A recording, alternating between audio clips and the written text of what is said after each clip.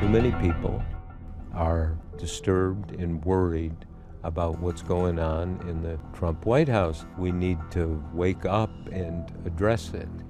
Bob Woodward, legendary reporter for The Washington Post, is out with a new book that has President Trump enraged. This idiot Woodward who wrote this book, which is all fiction. This is a war on truth. The president is saying things are a certain way when they are visibly and provably the opposite. Team Trump on offense, fighting back against the picture painted in the new Woodward book. I am into fiction, so maybe I'll take a look at this one. And in that scathing New York Times op-ed by an anonymous senior official that there is a quiet resistance within the administration working against the president to protect the country. I think you're subverting the will of the people, trying to prevent him from doing the job that he was elected to do by the people. This is not the first time that Bob Woodward has tangled with a commander-in-chief. He's covered 9 presidents, even helping bring down Richard Nixon by breaking the Watergate story. Well, I'm not a crook. He was immortalized on film by Robert Redford in the movie All the President's Men. You can trust me, you know that. Just follow the money. Now, Woodward has turned his attention to President Trump, recording, he says, hundreds of hours of interviews with first-hand sources for his new book, Fear, Trump in the White House. Why'd you call the book Fear?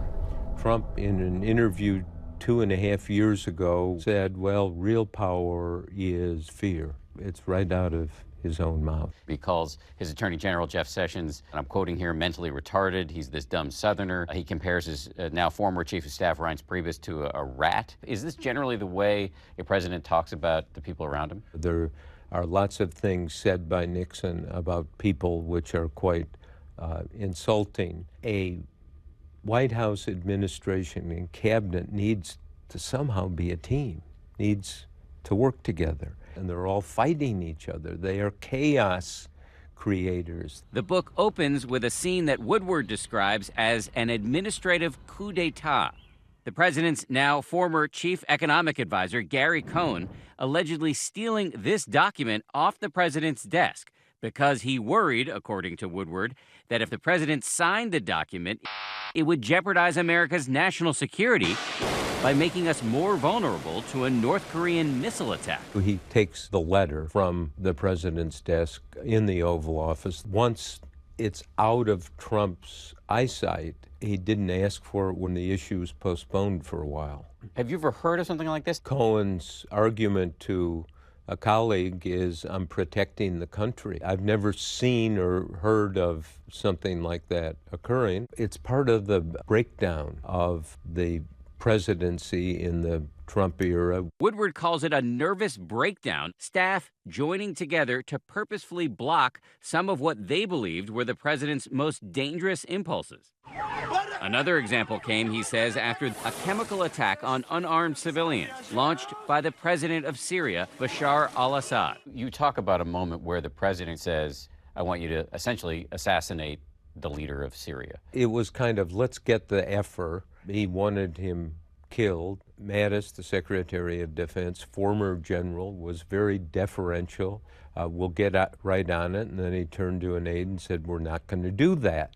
The book also portrays a president who seems dangerously uninformed, incurious, or immovable. You describe a scene where the president says to Gary Cohn, his chief economic advisor, that the government should just print money. Yes, this is before Cohen was hired. In the meeting, the president said, well, we should print money.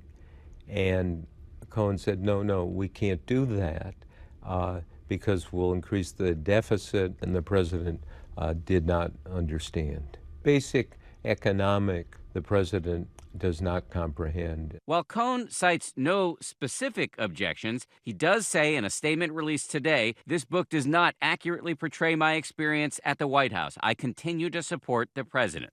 Fear claims to take the reader inside the White House during key moments of the Trump presidency, including the aftermath of Trump's reaction to the deadly white supremacist march in Charlottesville. After his initial comments, in which the president appeared to go soft on neo-Nazis, created an uproar, we condemn in the strongest possible terms this egregious display of hatred, bigotry, and violence on many sides.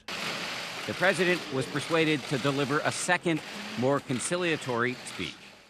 Racism is evil, and those who cause violence in its name are criminals and thugs, including the KKK, neo-Nazis, white supremacists. Trump watched Fox News and saw that someone said, well, this speech was a course correction. And soon Trump was talking about that was the effingest, worst speech I ever gave. The next day he went back to his original position that the problem here is both sides. According to Woodward, the Trump White House is often paralyzed by Robert Mueller's Russia probe. Woodward writes extensively about tensions between the president and his now former personal attorney, John Dowd. You report that John Dowd was so worried that the president would perjure himself in any sit-down interview with special counsel Mueller that they set up a mock interview. Well, it was kind of a practice session at the White House, and Dowd asks questions as if he were Mueller, and Trump goes ballistic, says things that are not true. Dowd concluded, my God, if Mueller really were here, Trump would fire him on the spot. After they go through this, Dowd says to the president, look, see, you can't testify. You would be a terrible witness.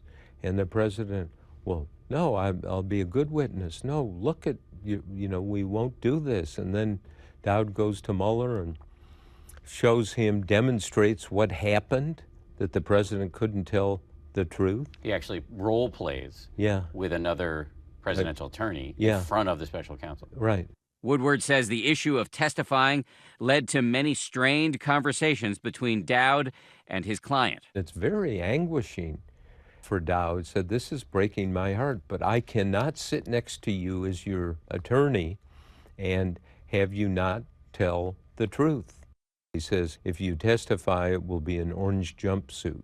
And the president at that point decided he's going to testify, and Dowd says, then I cannot stay on as your attorney, and he resigned. You write that Dowd ultimately concludes of the president, you're an effing liar. Yes, exactly. But he can't bring himself to tell that to the president. Dowd has disputed Woodward's account, saying in a statement there was no so-called practice session or reenactment of a mock interview at the special counsel's office. Further, I did not refer to the president as a liar and did not say that he was likely to end up in an orange jumpsuit.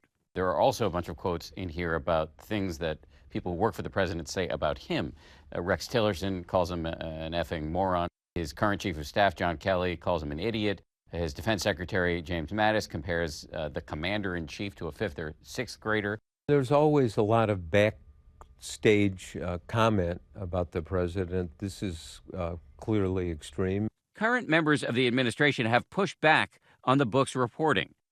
Chief of Staff Kelly said, in part, the idea that I ever called the president an idiot is not true. He and I both know this story is total BS. And Secretary of Defense Jim Mattis said, in part, the contemptuous words about the president attributed to me in Woodward's book were never uttered by me or in my presence, adding that he would never show contempt or tolerate disrespect to the president. The president has called your book a scam. He called you personally a liar. So who should we believe here? I found in 47 years of reporting, when people have denied things or challenged things, that then they will, in their own memoirs, come and say, oh yeah, by the way, that was true. Woodward says he has audio tapes of most of the interviews.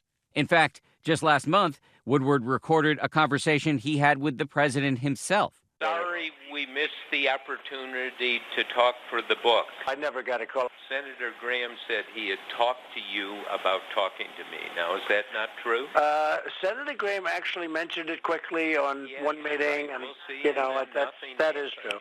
That once cordial relationship, You've always been fair, but we'll see what happens. has now clearly curdled. If I'm a Trump supporter, I've seen now 1, 2, 3, 4 negative books about the president. Why wouldn't your book just wash over me as more noise? I think if anyone looks at it objectively and goes, gee, this happened on this date, and there's the document printed in the book, this has a ring of truth. The truth, he says, contained in what he hopes will be a historical document that allows Americans of all stripes to come to informed conclusions.